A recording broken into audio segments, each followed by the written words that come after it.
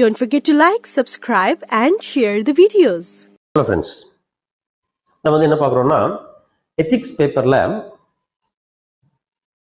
the contributions of the thinkers and philosophers from India and the world அப்படின்ற டாபிக்ல we are trying to understand the concept of ethics through Thirukkural. அதுல as part of it we are discussing about various other concepts like impartiality, compassion எல்லாம் பேசணும். இப்போ வந்து we will try to understand the probity in governance. அதை பத்தி என்ன சொல்லுது? And as part of it we are discussing about the concept of right scepter, what Thirukkural talks about the ethical governance. See, ethical governance is symbolized by right scepter. And what does Thirukkural say அப்படிங்கறத பத்தி பேசுவோம், ரைட்டா? And last video we discussed about what is right scepter and how it is related to impartiality அப்படினு பார்த்தோம். இப்போ திருக்குறள்ல வந்து ஒரு பியூட்டி என்னன்னா the arrangement is very very important. திருக்குறளுக்கும் கான்ஸ்டிடியூஷனுக்கும் ஒரு ஒற்றுமை இருக்கும். The arrangement is very important. இப்போ லாஸ்ட் வீடியோல நம்ம பார்த்தது, the link will be here. Last வீடியோல we talked about the right scepter. ஏன் இம்பார்ஷியலா இருக்கணும், தேர்ந்து கண்ணோடாது யார் மாட்டும் அப்படின்னு ஒரு குறள் பார்த்தோம். இம்பார்ஷியலா, whether it is when an offense is committed, you are supposed to the king has to, the ruler has to decide impartially irrespective of the person அப்படின்னு பார்த்தோம். ஏன், why that குறள் was made as the first one? Why is it the first one? Because that is a principle. Why it is defining feature of right scepter அப்படின்னா that is the அதுக்கு ஏன்னா அதை சார்ந்துதான் இருக்கக்கூடிய மிச்சம் இருக்கக்கூடிய 9 குறள்கள் வருது. All the other 9 couplets are based on the first one. சரி, ஏன்னு பார்க்கலாம். Why அப்படின்னு செகண்ட் குறள் என்ன சொல்றாரு பார்ப்போம். வான் நோக்கி வாழும் உலகெல்லாம் மன்னவன் கோல் நோக்கி வாழும் குடி. சிம்பிளா சொல்லிட்டாரு. வான் நோக்கி வாழும் உலகெல்லாம் நடக்கும். all the living organisms in this world are dependent on the rain from the clouds or the sky. அதான் வான் நோக்கி வாழும் உலகெல்லாம். அதே போல likewise மன்னவன் கோல் நோக்கி வாழும் குடி. So when we are dependent, when like how all the living organisms in the world are dependent on the rain for their life, when it comes to citizens, they depend on the scepter of the king, the authority of the king, the power of the king, how the king uses his authority. Like how the planet Earth is dependent on the rain for its life, subjects look up to the ruler for their quality living. That is why probity in governance is vital. Now just see DPSP, you will understand very simply. I can simply if I quote that, the video is ended. I don't have to elaborate anymore. What is the purpose of DPSP in the Indian Constitution? What does Article 37 say? Article 37 says, although these principles given in part 4 of the Constitution are not enforceable by a court of law, nevertheless they are very important in governance, and so the state shall apply these principles while making policies and laws. சொல்லிருக்காங்களா? எதுக்கு சொன்னாங்க? ஏன்னா like how the whole world, the planet Earth is dependent on rain for its life, the citizens are dependent on the state. If you recall, in the last few videos I was talking about this concept of state dependent society. இன்றைக்கெல்லாம் எடுத்துக்கிட்டோம்னா நம்ம state dependent society. இப்ப நான் யாரு அப்படிங்கிறத prove பண்றதுக்கு வந்து எதை வச்சு நம்ம ப்ரூவ் பண்ண முடியும்? அரசாங்கம் கொடுக்குற ஆதார் அட்டையை வச்சுதான் நம்ம ப்ரூவ் பண்ண முடியும். நான் யாருன்னு சொல்றதுக்கு, நான் இன்னார் தான் அப்படின்னு சொல்றதுக்கே நான் அரசாங்கம் தான் எனக்கு வவுச் பண்ணுது.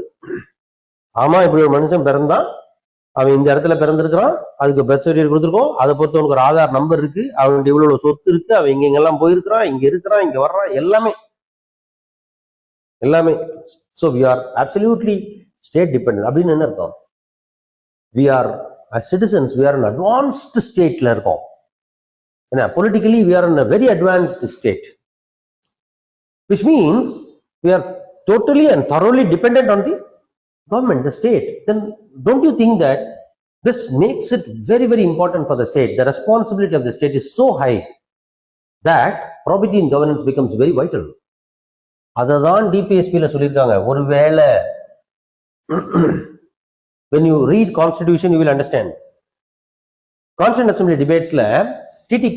Krishnamachari சொல்லியிருப்பார், DPSPs are a veritable dustbin of sentiments அப்படிம்பார். It is not. When you try to understand probity in governance and ethical governance, you will clearly understand that what TTK said was wrong. It is not a veritable dustbin of sentiments. Yeah, Ivor Jennings சொல்லியிருப்பார், it is a brake on the wheel of progress of the nation.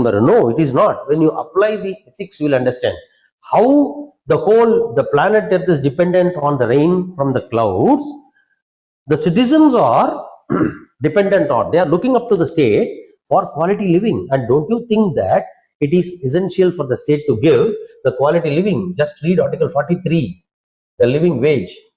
The state shall, by means of economic arrangement, legislations, or by any means, endeavor to promote, endeavor to assure to all workers, industrial, agriculture, or otherwise, work, a living wage, assuring decent standard of living, full enjoyment of leisure, and social and cultural opportunities. This is what is called as quality living. So what is quality living? Quality living na enna?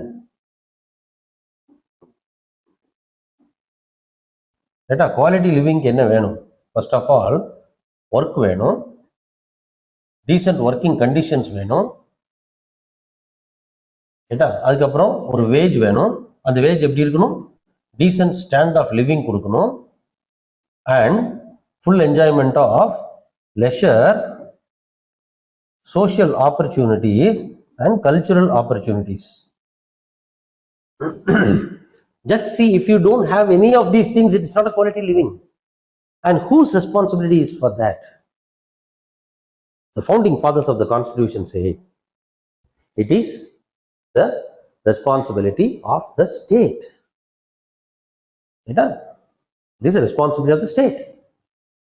And what in case the state forgotten that? What in case, due to the political conditions in an electoral democracy, changes the viewpoint? If the direction changes, then they incorporated DPSP, Directive Principles of State Policy. அதனாலதான் Granville Austin சொன்னாரு, the DPSP and fundamental rights together constitute the conscience of the Indian Constitution. Consciences. So அப்படினு பாருங்க, if the state did not implement DPSP just because it is not enforceable, the state will suffer from crisis of conscience. It will suffer from crisis of conscience. Yeah, because come here. வான் நோக்கி வாழும் உலகெல்லாம் மன்னவன் கோல் நோக்கி வாழும் குடி. The subjects are dependent on you. The citizens are dependent on you. They are looking up to you. And when they are looking up to you, is it not your responsibility to ensure that the governance is a good governance as well as an ethical governance? So that is the importance of this Thirukural. That is the reason why இப்ப இதையும் previous குறளையும் சேர்த்து வச்சு பார்த்தோம்னா you will understand a holistic picture. You will get a holistic picture. And subsequently when we see other Thirukurals, other couplets, we will get a much more holistic picture about why probity in governance is important. So next Thirukural, next video la பார்க்கலாம்.